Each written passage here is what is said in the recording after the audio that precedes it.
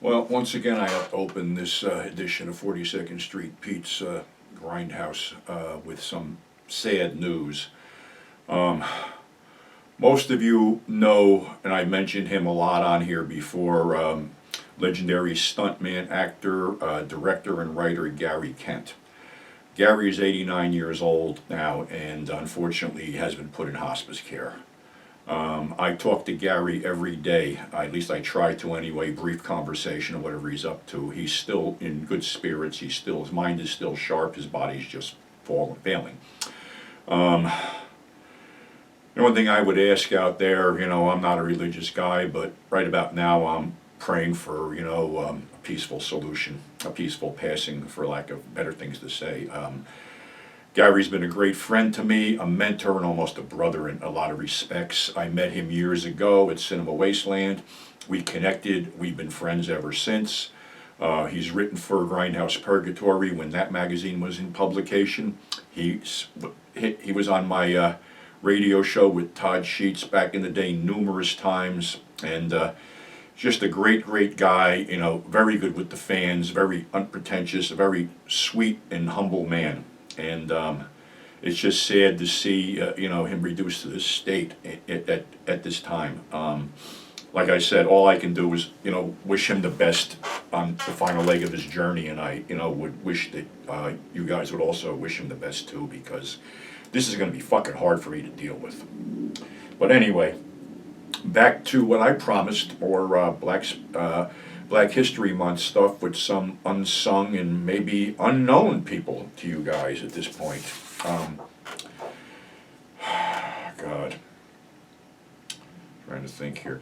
All right, let me start out with another close friend of Gary Kent's who passed away in 2022, Max Julian, who was in the BlacKkKlansman in 1966. Psych Out, and Gary met him on the set of Savage 7. He was also in Thomasine and Bushrod and The Mac and a couple other things.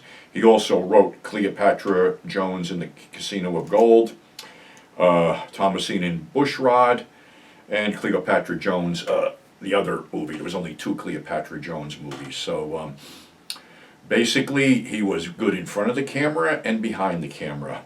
Now, when you think of black directors, of course, Spike Lee and John Singleton come to mind, but there was somebody directing way, way before them. And this gentleman directed 49 TV credits and movie credits and appeared in 53 acting positions. His name was Ivan Dixson. He was basically, for lack of better words, and nobody can argue this, he was the token in Hogan's Heroes. But after that, he latched onto the director's chair, and basically, man, his TV credits are astounding. Rockford Files, Wonder Woman, The A-Team, The Bionic Woman, Quincy, and movies like Trouble Man and The Spook Who Sat by the Door. Now, The Spook Who Sat by the Door from 1973 is really fucking subversive. It's about a black trained CIA agent who uses his training to basically spur on a race war against the whites. Some of it's really fucking chilling and strange, and the other weird thing is, for whatever reason, it has a PG rating, which really doesn't work. As far as acting, Ivan was in Car Wash, Clay Pigeon, Suppose They Gave a War and Nobody Came, A Patch of Blue, Raisin in the Sun, and Battle of Bloody Beach. I believe he passed away, I think it was in 2008. Someone else that you don't really hear that much about is another wrestler turned actor, Earl Mr. Universe Maynard. He was a bodybuilder, a wrestler, and he appeared in films like Truck Turner, Black Belt Jones, Swashbuckler, The Deep, Circle of Iron, Sword and the Sorcerer, The Nude Bomb, and the Jackie Chan vehicle Battle Creek Brawl, which also starred Ox Baker. He was one of the group of fighters that came in. Interestingly enough, Earl killed character actor Robert Tessier in 2 films. He killed him in The Deep, and Robert was a good guy in The Deep, and Earl was a bad guy in The Deep.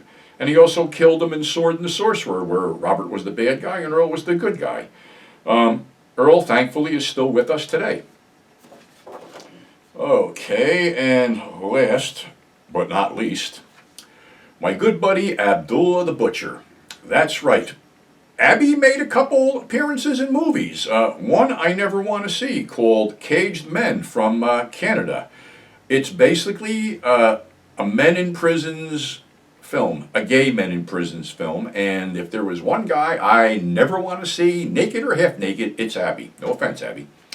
But Abby was also in this kung fu film released in 1981, and I remember to this day coming out of the subway and looking up at a marquee, and I think it was the Selwyn, and it said Roaring Fire, starring Sho Kosugi, Sonny Chiba, and Abdulla the Butcher, right on the marquee.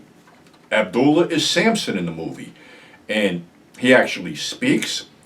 He's suave, he has a tiny little mustache, and he kicks a lot of ass in the movie. Eventually he gets killed too, but if you can dig that up, it's available. If you can get the import, it's better because he's in it a lot more than that, but Abby was quite outstanding in this, I got to admit. He pops out of a pool like a fucking killer whale at one point. Unbeknownst to a lot of people, you know, Abby's real forte was martial arts. He was a trained martial artist and a martial artist instructor and held several belts. So definitely Roaring Fire is worth looking for. And that will be our show for today. Trying to get my head together with a bunch of stuff. Again, please keep Gary in your thoughts. Gary, like I said, he's a sweetheart of a guy, and it kills me to say this, that he's on his last legs. So until next time, thanks for subscribing, thanks for tuning in. I welcome all the new subscribers, and above all, stay safe and never forget what brought you to the dance.